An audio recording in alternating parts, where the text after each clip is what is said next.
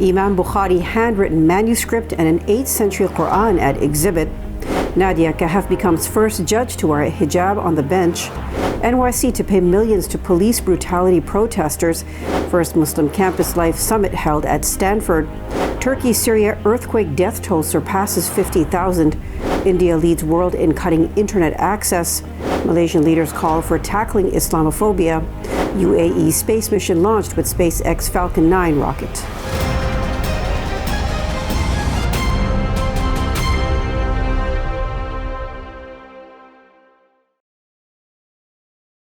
From our Chicago studios, this is the Muslim News on Muslim Network TV. Assalamu alaikum, I'm Samana, Siddiqui. Our top story tonight, the Hajj terminal in Jeddah, Saudi Arabia is showcasing a treasure trove of artifacts from Uzbekistan.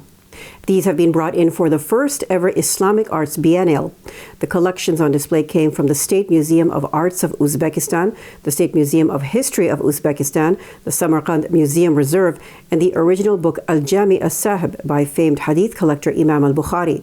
The exhibit includes 2 legible pages of one of the oldest Uzbek Qur'ans, which made their world premiere at the Biennial. The Katarlanga Quran from the 8th century is one of the oldest manuscripts in the Islamic world and is named after an Uzbek village. The Quran has a significant place in this exposition, as 13 pages were restored recently in cooperation from specialists of the Louvre Museum in Paris. At the Islamic Arts Biennial, 4 of those pages will be showcased, 2 of which will be seen by the public for the very first time ever. U.S. State Department spokesman Ned Price called on Israeli Prime Minister Benjamin Netanyahu and other top officials to publicly and clearly disavow Minister Bezalel Smotrich's comments.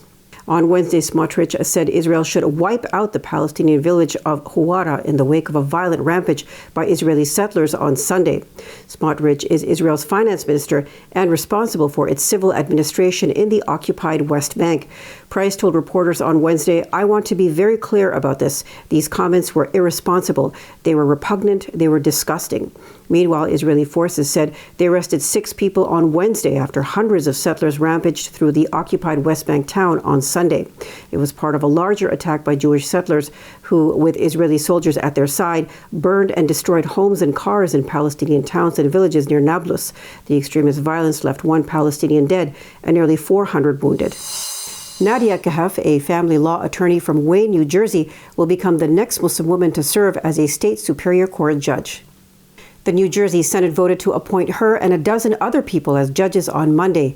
Kahf, who will be the first judge to wear a hijab on the bench, will serve in Passaic County. Governor Phil Murphy nominated her a year ago as part of a slate of 15 nominees.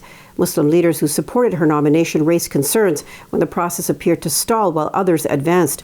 Over 700 people signed an online petition in support of Kahf, along with Muslim community leaders. 2 other Muslim women, Sharifa Salam and Kalima Ahmed, serve as Superior Court judges in Essex and Hudson counties, respectively. There are about 460 Superior Court judges in the state's 21 counties who hear criminal, civil, and family law cases. Hundreds of people who were beaten and wrongfully arrested by New York City police officers in the Bronx during a nonviolent 2020 racial justice protest will each receive over $20,000. That is subject to the judge approving the terms of a settlement filed in federal court on Tuesday. About 300 people were arrested, many of them brutally, on June 4, 2020 in the Mott Haven neighborhood. They were peacefully protesting police violence and systemic racism following the May 25, 2020 murder of George Floyd by Minneapolis police. Attorneys for the arrested protesters, whose cases were ultimately dismissed, called it a pre-planned show of force. Among those arrested and sometimes brutalized were medical and legal volunteers, as well as journalists covering the demonstration and even passers-by. Last year, 12 legal observers from the New York City chapter of the National Lawyers Guild, who were arrested at the protest, collectively received a $49,000 settlement in a federal lawsuit against the city. Stanford University's Markaz Resource Center hosted a Muslim Campus Life Summit on January 29th and 30th. It was attended by a dozen university chaplains and diversity officers from across the United States and marked the 10th anniversary of the Muslim Resource Center. The word Markaz means center in multiple languages, including Arabic, Urdu, Hebrew, Turkish, and Persian. The event brought campus leaders together to discuss how to better support Muslim students on campus. Chaplains and leaders touched on issues like funding and institutional support, as well as Islamophobia. They also tackled issues like gender and sexuality, race and ethnicity, and religiosity and sectarianism. In 2022, India led the world in the highest number of internet shutdowns.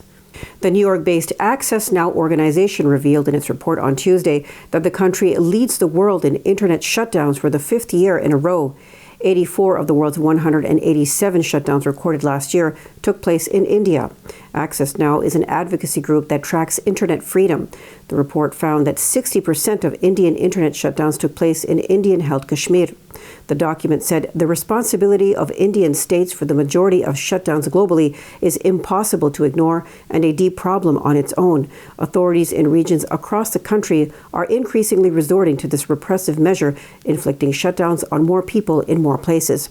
Reporters Without Borders ranks media freedom in India below that of Somalia and Colombia at 150th among 180 nations. Coming up after the break is an update on the Turkey-Syria earthquake death toll. So stay tuned and we'll be right back.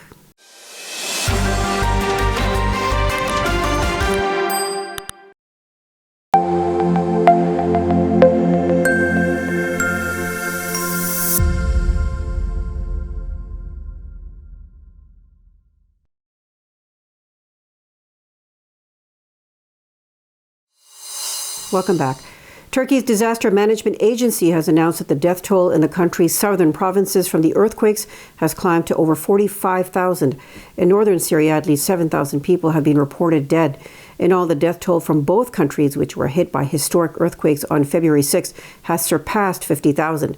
Turkish President Recep Tayyip Erdogan has pledged that his government will do all that is necessary to prepare cities for future disasters.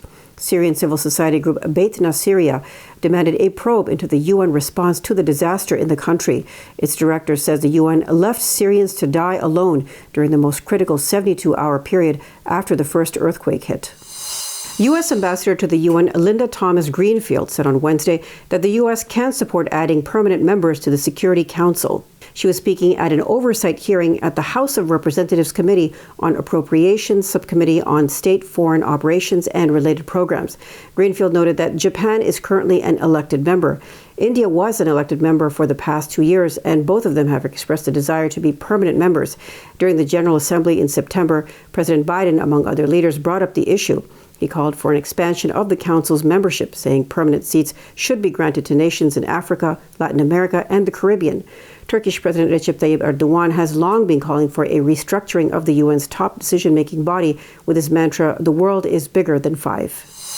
The record devaluation of Iran's currency, the rial, in recent weeks has prompted the judiciary to step in after President Ibrahim Raisi blamed internal and external forces for the turbulence. Speaking at an event in Tehran on Monday, Raisi said the sudden price jump was due to attempts by forces in and outside Iran to create turbulence in the forex market. The rial on Monday hovered around 570,000 to the US dollar in the free market. This was a day after it touched an all-time low, breaching the mark of 600,000 and triggering panic buying. Iran has been rocked by countrywide protests in recent months, triggered by the death of 22-year-old Mahsa Amini in mid-September while in police custody.